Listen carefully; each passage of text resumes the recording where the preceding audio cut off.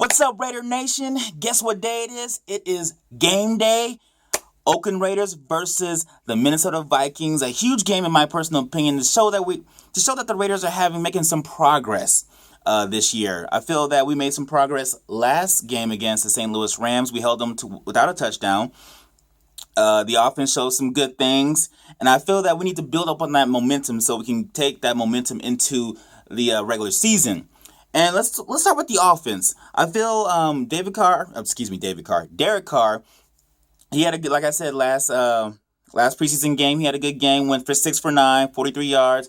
Had an interception on his last throw, which I thought was mostly because he wanted to get Amari Cooper involved, and they had a miscommunication on that route. But beyond that, they were really good. I thought they were in sync. I thought Derek Carr got his receivers involved, even though they wanted to put an emphasis on Amari Cooper getting involved mostly. I thought Derek Carr, for the most part, looked sharp. Christian Ponder looks sharp. Matt McGloin, he's like a preseason All-Pro. He always seems to make great plays in the preseason. But this game, I'm looking specifically for Derek Carr because he's going to play. I think he's going to play the entire half. So I'm looking for him to make smart decisions. I'm looking for him to throw the ball down the field because last year that was a big knock on him, was that he couldn't get the ball down the field. He always settled for checkdowns, which you can't blame him because we didn't have that many good offensive weapons. But this year it's different. I want to see that him forcing the ball. I want to see him stretch the field, So hopefully he can do that. Rushing. Whew. I'm not so much concerned about Latavius Murray. I'm more concerned about the backup position. Who's going to replace Latavius Murray once he gets tired? And my personal pick is probably going to be Taiwan Jones. I feel he kind of got a raw deal with the previous coaching regime where they kind of wanted him to switch to cornerback. I thought that was a mistake. He has a lot of speed. He does have vision.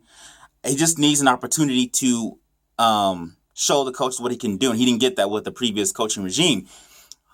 One thing, though, with Taiwan Jones, he does have to have ball security. You can't be a running back in this league and have fumbling issues, and that's been one of the knocks on Taiwan Jones. So hopefully, him getting reps in training camp, hopefully that helps him with his ball security issues. I'm looking for him to kind of separate himself from Trent Richardson and Dyer. But hopefully he has a good game. Maybe he can get in the 50 or 60 yards. And if he shows us some explosive plays, maybe have that kind of Percy Harvin kind of a role in this Musgraves offense, because Percy Harvin had his best career year under Bill Musgraves, who was our offensive coordinator. And also, for the feel-good story for the running back position, I want Trent Richardson to do well. He's gotten flamed a lot for missing that big hole in the game against the St. Louis Rams. Hopefully he'll show us something where he'll make it actually a real running back competition. Dyer, hopefully he can show something. But I'm focusing more on Taiwan Jones seizing that offense. He's seizing that backup role. And Trent Richardson maybe can make things competitive, but I'm kind of betting on Taiwan Jones. And then obviously we'll have Roy Halou as a third down back once he gets healthy. They say he might be ready for the for the regular season opener. Receiving, we already know what Amari Cooper can do. Most of us who read the tweets for the Raider beat reporters, they said Michael Crabtree, he's been having his way. He's been dominant. He seems to be regaining his Pro Bowl form. But I'm looking more towards that third receiver spot. We have Rod Streater back after he missed most of camp with a mysterious illness. They haven't really released what was wrong with him. I'm looking for him to show something. I don't know how much he's going to play since he hasn't really practiced that much. But beyond him, I'm looking for Bryce Butler, who had a great game last game. He had 6 catches for 57 yards, 1 touchdown. I'm looking for him to build up on that game. I'm also looking for Seth Roberts, who was a training camp superstar last year. Didn't make the team. He went to the practice squad. He had a good game against the Rams. He went 4 for 42, caught all 4 passes that were thrown his way. So I'm looking for those two guys to kind of show me something. Maybe move up in the hierarchy in terms of receivers. And lastly but not least, I'm looking for Kimber L Tompkins. He has a lot of speed, can really stretch the field. I'm looking for him to kind of show us something that warrants him being on the team this year. So those are my three guys I'm looking at, including Streater. So that makes it four. Four guys I'm looking at in the receiver game. I'm looking for them to like really show me something so that I can make this offense really explosive. Offensive line, just protect, baby. That's all you gotta do is protect. So keep having chemistry together and keep making those holes open for our Raiders, for our offensive players. Now, defensively, let's start with the line.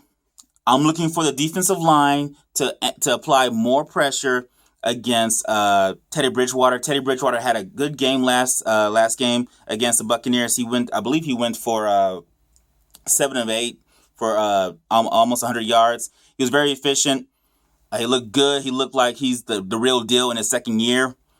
I want to see how much we can destroy how much we can not destroy their line, but how much we can impose our will on the Vikings offensive line. I know they suffered a huge loss against with their tackle, Load he's out for the year with an Achilles, which is really unfortunate. But I want to see how much pressure we can apply.